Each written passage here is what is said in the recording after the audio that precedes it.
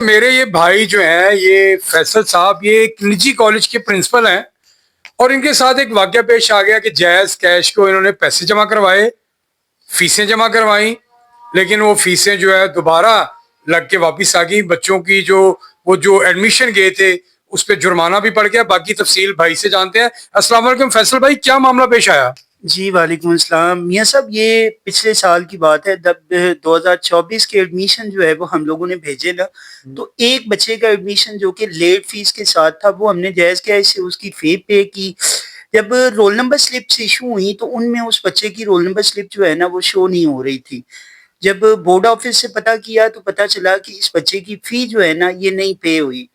ان کو جب screen shot دکھایا سلپ کا کہ یہ جناب ہم نے فی جو ہے وہ پے کی ہے جائز کیش سے، انہوں نے کہا جی ہمارے پاس نہیں آئی. جب جائز کیش سے رابطہ کیا، سب سے پہلے ان کی ہیلپ لائن سے رابطہ کیا، انہوں نے کہا جی ہمارے پاس اس چیز کی کوئی انفارمیشن نہیں ہے. پھر جب ہیڈ آفس گئے شادمان، تو وہاں سے یہ بات پتہ چلی کہ جی ہم نے جو ہے نا جب فی جمع کروائی تو اس وقت ان کا کوئی ٹیکنیکل فالٹ چل رہا تھا جائز کیش کا، جس کے بعد جب وہ فالٹ سالو ہوا تو اس کے بعد وہ کہتے ہیں کہ جی ہم نے آپ کو فی جو ہے وہ ریٹرن کر دی. اچھا سر، وہ جو فی ریٹرن کی اس کا کوئی میسج آپ کو آیا؟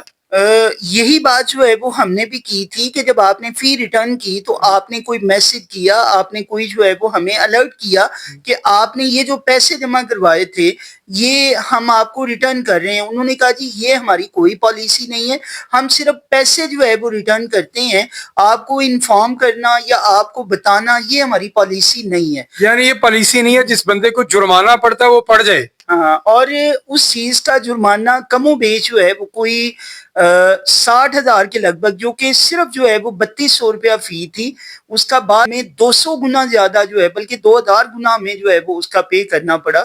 تقریباً 60,000 کے لگ بھگ جو ہے وہ اس کی فی ہمیں پے کرنا پڑی. یعنی لیٹ فیس پر ڈے کے حساب سے آپ کو دینا پڑے. 600 روپیہ پر ڈے کے حساب سے جو ہے نا وہ ہمیں اس کا جرمانہ پے کرنا پڑا، صرف اس وجہ سے کہ انہوں نے ہمیں 3200 واپس کر دیا.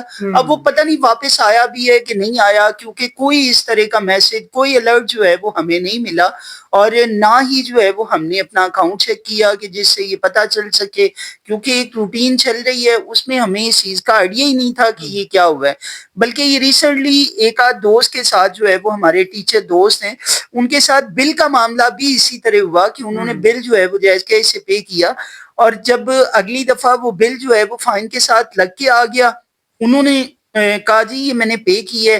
تو جب جائز کیش سے رابطہ کیا گیا تو انہوں نے آفیشلی اسٹیٹمنٹ یہی دی کہ جی آپ کو پیسے ریٹرن ہو گئے تھے، لیکن آپ کو بتانا جو ہے یہ ہماری پالیسی میں شامل نہیں. یعنی اسٹیٹمنٹ میں بھی یہ ظاہر نہیں ہوتا کہ پیسے جو ہیں گئے اور پیسے واپس آئے. جی، آپ کی اسٹیٹمنٹ جب چیک کرتے ہیں تو وہاں پہ بھی یہ چیز جو ہے وہ شو نہیں ہوتی کہ آیا جو پیسے گئے تھے وہ کس اکاؤنٹ میں بھیجے تھے، کس محکمے کو جو ہے وہ پے کیے تھے، اور جب وہ واپس آئے ہیں تو وہ کس طرح آئے ہیں.